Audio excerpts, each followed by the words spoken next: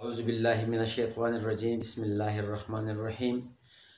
لا إله إلا الله محمد رسول الله آمنت بالله وملائكته وكتبه ورسوله واليوم الآخر والقدر خيره وشره من الله تعالى والبعث بعد الموت.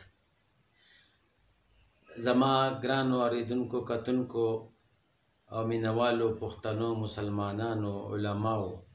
څومره چې په دې نړۍ کې د پښتنو په ریجن کې څونه پښتانه دي ټول مسلمانانو ته دا کلمه چې ما وویله نو زه مسلمان یم، د مسلمان په کور کې پیدا یم، زمونږ په کور کې مدرسه هم چلیږي. ما چې کومه زما ویډیو ده هغه ما نه په ډېره غلطۍ سره زما په ناپوهۍ سره زما نه شوې ده او ما فکر نه دی کړی چې دا زه ویم څه او په آخره کې یو لفظ مې ویلی دی، په هغه لفظ باندې زما ویډیو خلکو وایرل کړې ده او هغه ویډیو چې ده هغه چې ما وکته خدای شته زه خفه شوم، خو خوشحاله په دې شوم چې ما ته یو مسلمان ورور مې زما مینوالو ما ته خپله غلطي په ګوته کړه. نو زه د هغه خپلې غلطۍ معافي غواړم د خپل الله نه او بیا ستاسو نه او ستاسو د ټولو چینل والو نه هم معافي غواړم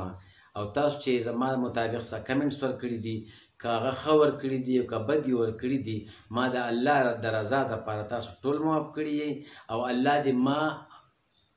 معاف کړي او تاسو دې ما الله پاک معاف کړي او آینده به داسې غلطي زما نه نه کېږي انشاءالله که خیري. او دا کومه ویډیو چې ده دا ډېره پخوانۍ ده خو به هر حال غلطۍ ته به غلطي وایو، تاسو ورته هم غلطي وایئ او زه خو ورته ویم ځکه چې ما ته به ګوته شوه او دغه زما دوستان دي، دغه زما رونه دي، دغه زما د اسلام رونه دي چې ما ته یې غلطي په ګوته کړه. نو ستاسو ډېره مهرباني او انشاءالله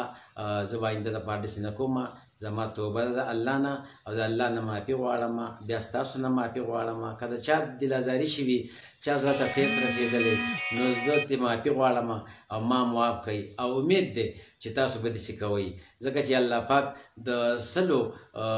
مړو او د سلو قاتلانو قاتل الله بخي که نه، نو چې یو انسان بل انسان معاف کړي نو الله تعالی په هغه باندې سل پردې واچوي. نو دا زما خواست دی چې زه معافي غواړم په خپل کردار باندې ما چې کم کړی دی او آینده به داسې غلطي زما نه کېږي. او په آخره کې زما دا خواست دی چې زما کومې ویډیوګانې چلیږي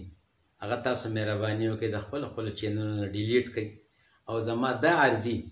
او دا معافینامه دا شیر کړئ چې دې خلکو ته ورسي او خوشحاله هم شي او زما هغه مداوه وشي د زړه هغه. او زه به ډېر په ټینشن کې یم، خفه شوی یم. نو الله دې تاسو نه خفه کوي، الله دې تاسو باندې داسې خبره چېرته نه راولي. د الله په امن الله مو ښاد او آباد ساته، خوشحاله اوسئ.